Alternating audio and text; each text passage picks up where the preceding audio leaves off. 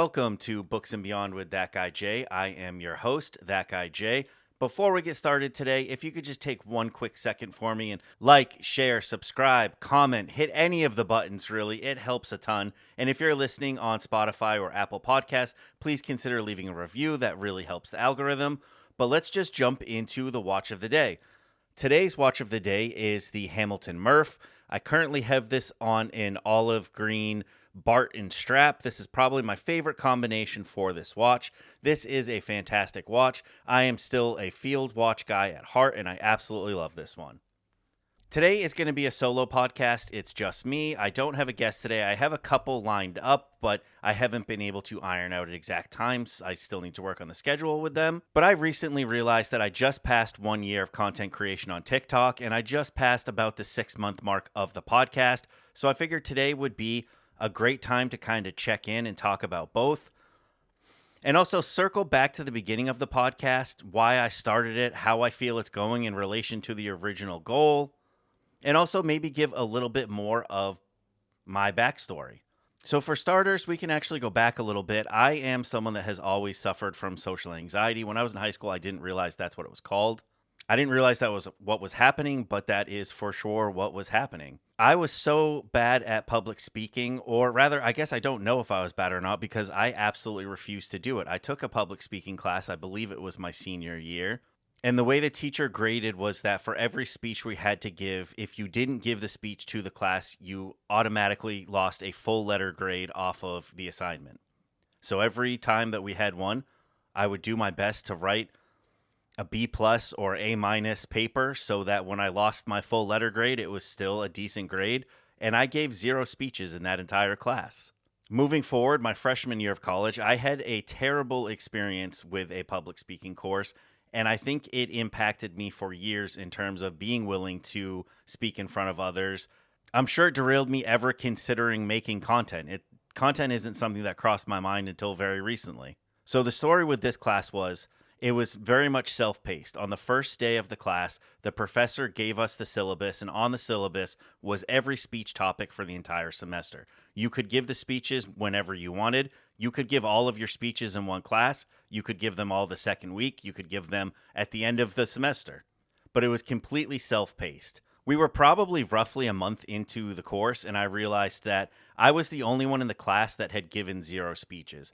Some people had given many, some people had only given 1, but I had given 0. Every week I was trying to hype myself up to do one, and I was just too anxious. So I stayed after class, and I spoke to the professor, and I told him everything. I told him how nervous I was.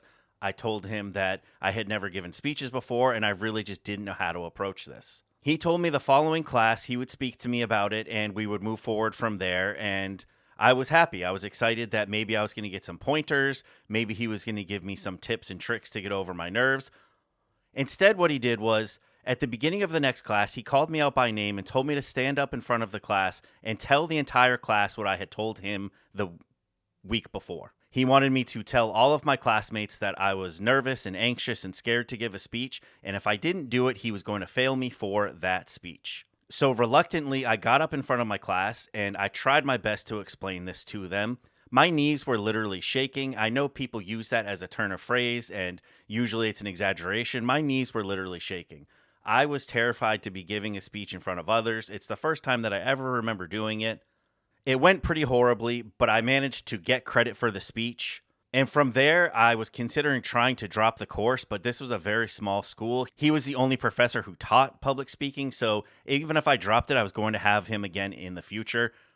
So from there, I actually teamed up with one of my classmates who was also very anxious, and we somehow managed to get through because he gave us no tips. He gave us nothing. He didn't help us at all. This absolutely scarred me from ever considering doing any public speaking. It only further solidified the fact that I felt anxious doing these things, and it's something that I avoided for a long, long time. Now, throughout the years, I have had ups and downs with my anxiety, and I have obviously had times where I have done better with it. I've had jobs where I had to do talking. I've had many sales jobs, which obviously required lots of talking.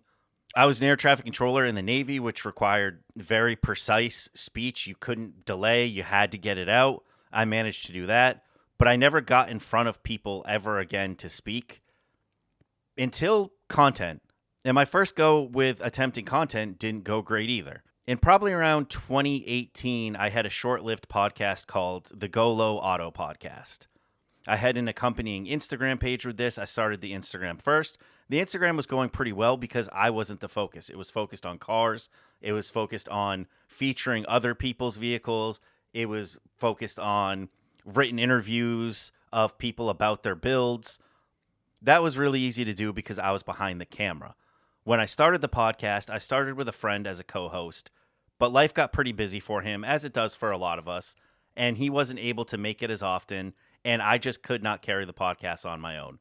I had some fill-in guest hosts, but it got to the point where if I couldn't find a co-host, I just would skip that week, which sometimes led to weeks or months without a podcast. So I finally dropped it. I think it only ran for about 8 episodes.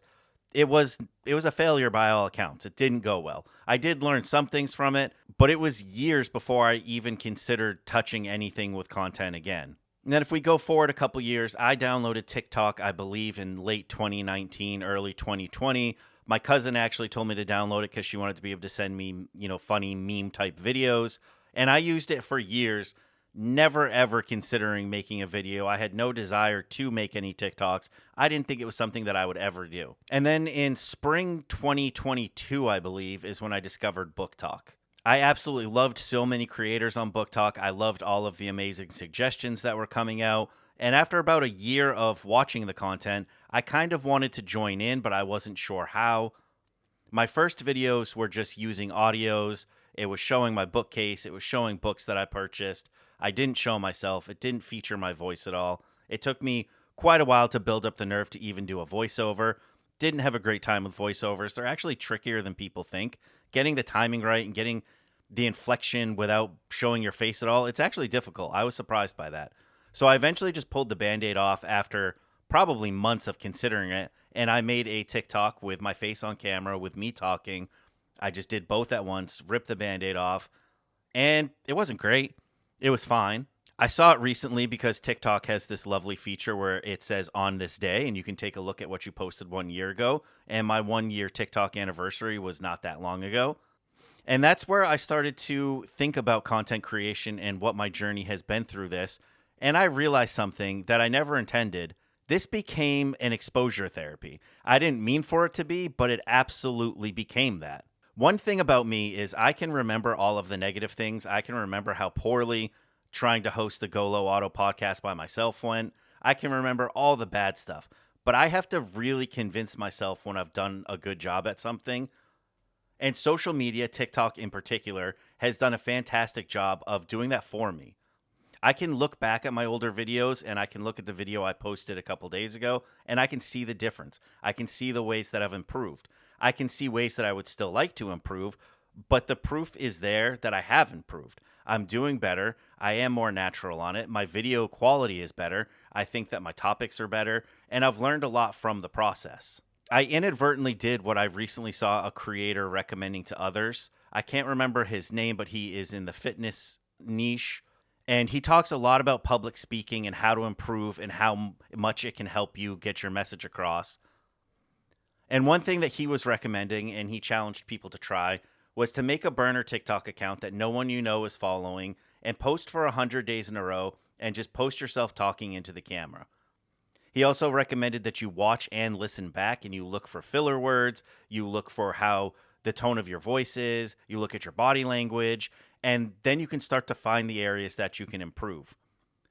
And I think it was seeing that I really made the correlation between public speaking and content. Because before that, for some reason, I never really equated the two, but that's definitely what content creation is. You are speaking to a public, they're just not in front of you in that moment, which for me makes it a lot easier because I'm still not sure I could get up in front of 100 people and talk. But I'm comfortable making the videos, and some of my TikToks have been seen by tens of thousands of people. I could never get up in front of 10,000 people and speak, but I'm able to do it through content. I think the biggest reason I started making content was I wanted to join the Book Talk community. I wanted to have a community. I've mentioned this in the past, but if you're newer to the podcast, you may not know this, but I believe it was 2017, I injured my ankle and I ended up with a condition called complex regional pain syndrome. This is a chronic pain issue in my ankle and foot. I struggle to walk. I use a cane. I have a heavy limp. I can't walk long distances. I usually can't stand too long. So it really isolated me from a lot of the hobbies that I used to have. I live in New York City or right outside of the city now, but one of my favorite hobbies was just exploring and walking around the city. I used to love to bike. I had a fixed gear bike. I would explore the city on that as well. And I obviously can't do any of those things anymore. So I ended up on an island alone in my bedroom. I'm stuck in bed a lot of days. Even sitting for too long can end up hurting because my ankle swells just from not having it elevated. So again, I think I wanted to join a community, and I thought Book Talk was a great space to do that because I had seen how welcoming the community had been to others. And I'm so glad that I joined it. And I think I've learned from this even more so just in general that you can find community online. I've also gotten into watches in the last couple of years, and the watch community online has been fantastic. Through seeing all of the content online, I've gotten back to photography just recently. I got a camera for my birthday last month with the help of the Book Talk community. Couldn't have done it without them. They were so kind to help me with that. That's really what I was looking for, was the community, but what I got and didn't expect, like I said, was this exposure therapy. Content became a type of self-help that I never intended for it to be. It also taught me some things that I enjoy that I didn't know. I would say I now have a passion for content creation. I would say I have a passion for videography. And I would say that I have a passion for learning again. I knew nothing about making any kind of content. I had never really done it before. On Instagram, I used to post pictures when I was into photography years ago. That was before they even offered Reels.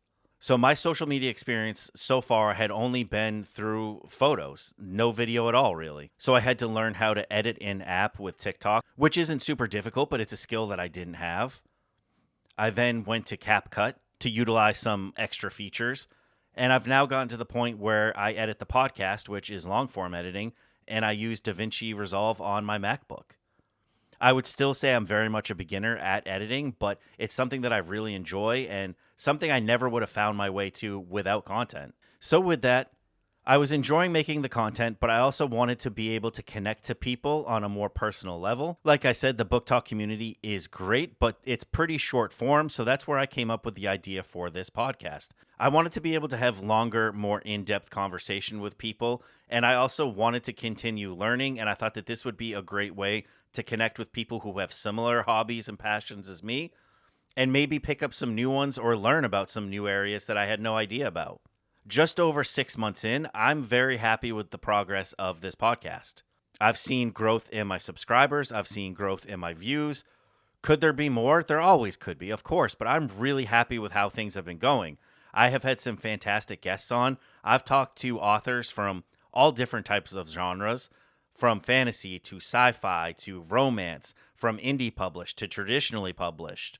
I've talked to content creators with pretty large platforms, and I've gotten to learn how they got into it and what it's meant for them. I even got to reconnect with my cousin who's a wildlife photographer. I haven't really had a chance to see him in years, and I haven't talked to him much ever about his photography, and he's become an amazing wildlife photographer. It was really fun and inspiring to hear how quickly he's grown, not only in skill, but his Instagram platform. I've also spoken to a couple people in the watch community. Like I said, that's a newer hobby of mine, and that's also a super fun and welcoming community. And I just recently shared that I am a reptile keeper because I had a fellow reptile keeper on who is also an ER vet tech, and she was fantastic to talk to. I've been able to make all of these connections from my little podcast studio here in my room that I never would have made had I not decided to make that first TikTok. I wanted to speak to others who were passionate about things, hoping that I would kind of absorb some of that passion because, like I said, a year ago, I felt like I had no passions. I felt like I had no hobbies. I felt like I had no social life whatsoever. And I feel so different now. And I'm really happy that I did start this podcast. It has been so much fun. And I've also found that I enjoy a lot of the back end stuff. I've enjoyed learning about lighting. I think I can still improve the lighting of my setup here, but it's definitely better than when I started. Like I said, I've really been enjoying the editing process. I've also really enjoyed figuring out how to find guests and communicate with guests and schedule that and work that all out. There's a lot that I think I can improve on the podcast, and I look forward to doing that.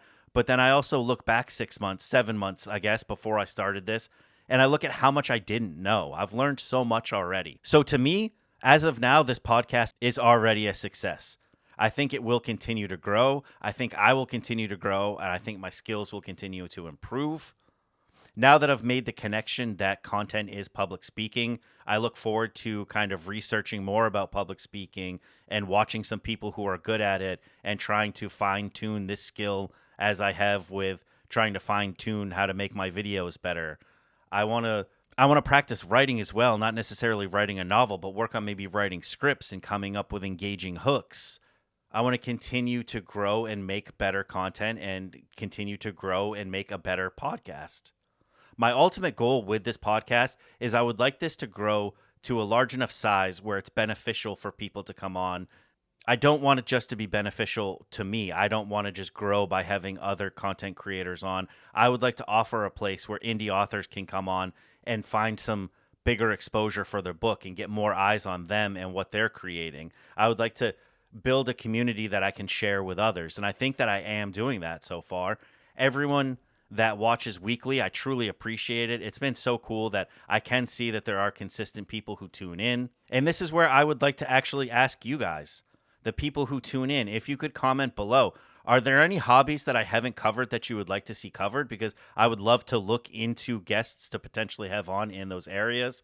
Are there any niches that you would like me to talk about? Let me know in the comments below. And to kind of wrap things up, what I can say here is if you're on the fence at all, if you've ever considered making content, I would say absolutely go for it. Even if it's not something that you do regularly, I think there is things that you can benefit from it. First and foremost, it's a lot of fun. Sometimes just making a silly meme video, following a trend, or trying to find a way to take a non-bookish trend and make it bookish, it's really fun. And I think that it really does open up your minds to different types of creativity. That's something I struggled with for a long time as well. I never considered myself creative, but I think deep in my heart, I am a creative person. I'm just not creative in traditional arts, which is something that I myself convinced myself that you have to be good at painting or drawing or sculpting to be a creative, because I thought creatives were only artists. But there's so many different types of way to be creative, and I'm really glad I figured that out via this podcast. So if you've ever considered it, I say give it a try. It's really fun. I think that a lot of us are nervous and anxious speaking in front of people. I don't think that that's a skill that comes naturally to most. Another thing I'm learning from this podcast is that very few of us are naturally gifted at anything. Everything takes work, and everybody starts as a beginner. As a perfectionist, that's something that's been really, really difficult for me. I expect myself to be an expert at something within a week, and when I'm not, I think that I'm a failure, and I think it's my fault.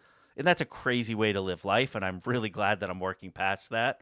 So make the content. Even if you only want to make a video here and there, just make a TikTok whenever you're inspired to. You don't have to post every day. You don't have to post every week. There's no rules to this. Just enjoy it. I think it'll also help immerse you more into the community. And it's always great to make more friends and make more connections. I think in the world today, we're more connected via technology, but also kind of more alone in so many ways. It's a really, really great way to meet new people. But with that, I think I'm going to wrap this up. I am filming this on Father's Day, so happy Father's Day to all of the dads out there that may be watching this. Thank you so much for taking a little bit of time out of your week, out of your day, to join me here on Books and Beyond with That Guy Jay. I have some guests lined up for the coming weeks. I'm just ironing out the exact dates, but I will see you next week.